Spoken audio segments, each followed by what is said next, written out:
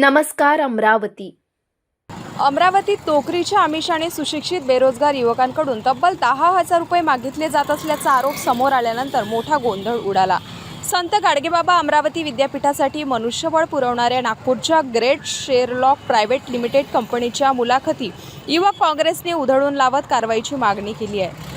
अमरावती शहरातील हॉटेल रामगिरीमध्ये शनिवारी great Sherlock private limited कंपनीच्या वतीने सुशिक्षित बेरोजगार युवकांच्या मुलाखती आयोजित करण्यात आल्या होत्या. या मुलाखतीसाठी मोठ्या संख्येने युवक उपस्थित झाले होते.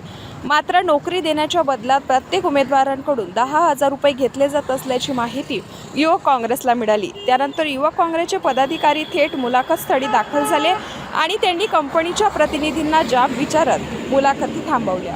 अमरावती येथील जे रामगिरी हॉटेल आहे तिथे एका कंपनीतर्फे भरती प्रक्रिया राबवली जात आहे अशी आम्हाला युवक काँग्रेस NSUला माहिती मिळाली आणि ही कन्सल्टन्सी त्यांच्याकडून 10,000 रुपये मागत आहे. तर त्यात गंभीर मुद्दा असा आहे की या कन्सल्टन्सी ही जागा भरती आहे ही संत गाडगेबाबा अमरावती विद्यापीठाने यांना कंत्राट दिलेला आहे की मनुष्यबळ पुरवठ्याचा.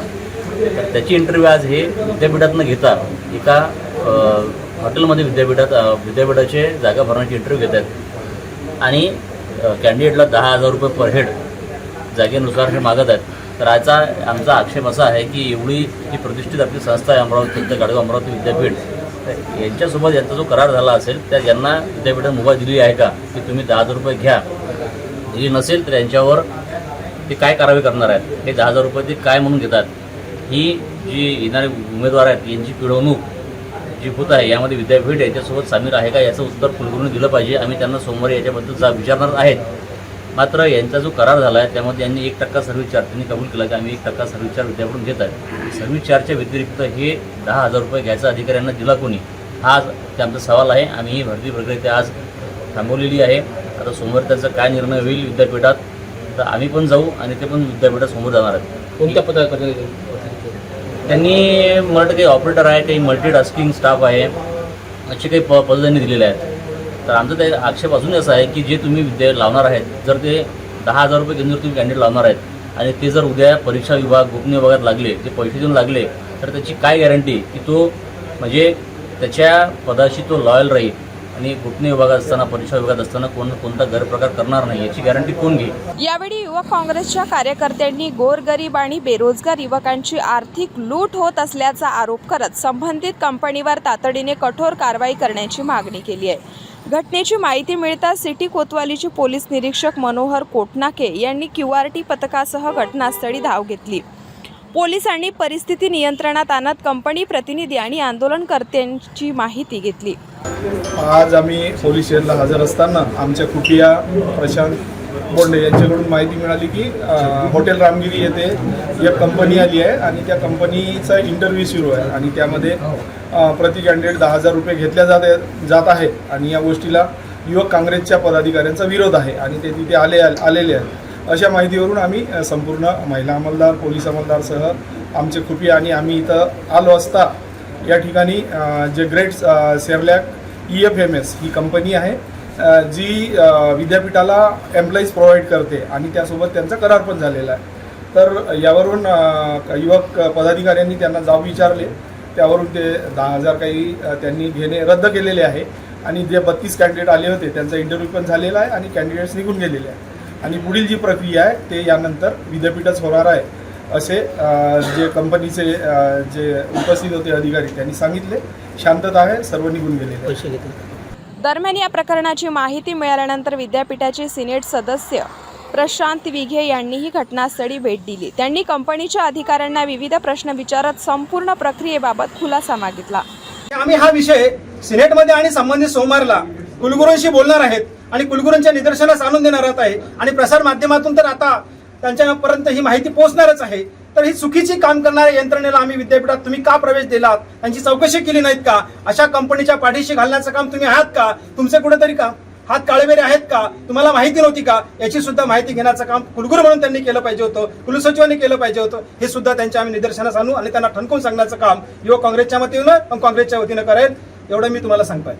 प्राचार्य विघे यांनी विद्यापीठ प्रशासनाला या प्रकरणाबाबत जाब विचारला जाणार असल्याचे स्पष्ट केले. विद्यार्थी आणि बेरोजगार युवकांच्या हिताशी संबंधित कोणत्याही प्रकारची तडजोड सहन केली जाणार नाही असेही त्यांनी सांगितले. दरम्यान आरोपांवर स्पष्टीकरण देताना ग्रेट शेरलॉक कंपनीच्या अधिकाऱ्यांनी उमेदवारांकडून रिक्रुटमेंट फी आणि कन्सल्टन्सी चार्जेस 10,000 रुपये घेत असल्याचे मान्य करत आपली भूमिका मांडली. मी गोपाल किल्लावर आमच्या कंपनीला युनिव्हर्सिटीकडनं मॅनपॉवर पुरवठ्याचा हे मिळालेला होता टेंडर आणि त्यात आम्ही 10,000 रुपये security deposit plus consultancy charges म्हणून ठेवणार होतो, कारण बरेचदा लोक सोडून जातात, नुकसान होतं त्यात, म्हणून ते आम्ही घेणार होतो आणि त्याची आम्ही नंतर रिसिप्टी देणार होतो. विद्यापीठाने जो करार केलेला होता त्यामध्ये सुद्धा आपण नमूद केलेलं होतं का की 10,000 रुपये पर हेड तुम्ही घेणार आहात म्हणून? विद्यापीठालाही माहिती आहे का? नाही, ते आमचे कन्सल्टन्सी आणि सिक्युरिटी चार्जेस आहेत ना. कोणकोणती पदार्थ आपण घेतो? ऑफिस असिस्टंट आणि MTS. नाही, यांनी आरोप केला की आपण 10,000 रुपये घेत आहात. विद्यापीठाकडून आपल्याला मान्यता आहात का? लिहून दिलं होतं का? याबद्दल स्पष्ट सांगा. ते आमचे सिक्युरिटी डिपॉझिट आणि कन्सल्टन्सी चार्जेस आहेत कंपनीचे. 10,000 रुपये कसे चार्जेस लागतील? सिक्युरिटी डिपॉझिट आणि कन्सल्टन्सी.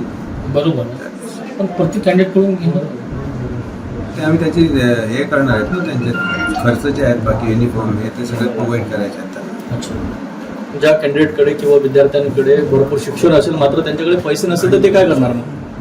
त्यांनी काय करावं? इंटरव्ह्यू देऊन यावं? नाही, असं नाही आहे. आणि त्यांच्यापैकी बऱ्याच जण आम्ही एक्झाम पण करतो अशी कंपनी कोणती आहे? विद्यापीठात तुम्ही जी माहिती दिली होती का कन्सल्टन्सी म्हणून आम्ही 10,000 रुपये घेणार आहोत विद्यार्थ्याकडून मुलाखतीच्या वेळेस? नाही. दिली नव्हती. तुमचं नाव, पद आणि कंपनीचं नाव सांगा. सांगितलं मी सुरुवातीला. गोपाल किल्लावर. जोरान सांग बोला. गोपाल किल्लावर, कंपनीचं ग्रेट शेरलॉक. या संपूर्ण प्रकरणावर प्रतिक्रिया देताना संत गाडगेबाबा अमरावती विद्यापीठाचे कुलसचिव डॉक्टर अविनाश असणारे यांनी विद्यापीठाने संबंधित कंपनीला केवळ मनुष्यबळ पुरवण्याचे कंत्राट दिले असल्याचं स्पष्ट केलं. नोकरीच्या नावाखाली आर्थिक व्यवहार झाले का? उमेदवारांकडून प्रत्यक्षात पैसे मागितले गेले का? आणि या प्रक्रियेत काही अनियमितता झाली का याचा तपास आता महत्त्वाचा ठरणार आहे. त्यामुळे या प्रकरणाकडे बेरोजगार युवकांसह संपूर्ण शहराचं लक्ष लागून आहे. नोकरीच्या आशेवर आलेल्या युवकांकडून पैसे मागितल्याचा आरोप आणि त्यानंतरचा राजकीय व प्रशासकीय गदारोळ यामुळे हे प्रकरण आता चांगलंच तापलंय. पुढील चौकशीत नेमके सत्य काय समोर येते याकडे आता सर्वांचं लक्ष लागून आहे. तुमचा तर घरचा खर्च असेल ना, घरचा खर्च किती होणार तो तुमचा विषय आहे. कॅन्सल केलं ना आता. कॅन्सल आता हे पोरं आले म्हणून कॅन्सल केलं, पण तुम्ही त्यांची लुट्ट करून राहिले होते ना. म्हणजे याच्यामध्ये विद्यापीठ बदनाम करता ना तुम्ही. हेतू तुमचा नव्हता तर मग हेतू कोणता होता? तो खर्च तुमचा आहे, तुम्हाला परवडत नव्हतं मग कॉन्ट्रॅक्ट कशाला घेतला तुम्ही? तुम्हाला जर परवडणार नव्हतं ना तर कॉन्ट्रॅक्ट घेण्याचं कारण काय होतं? तुम्हाला 1% जो चार्ज घ्यायचा होता तेवढाच तुमचा घ्यायला पाहिजे अपेक्षित आहे, तो तुमच्या पगारातून घ्यायला पाहिजे. तर तुम्ही कॅश जर घेत असाल तर तुम्ही पोरांना गंडवण्याचा प्रयत्न करताय.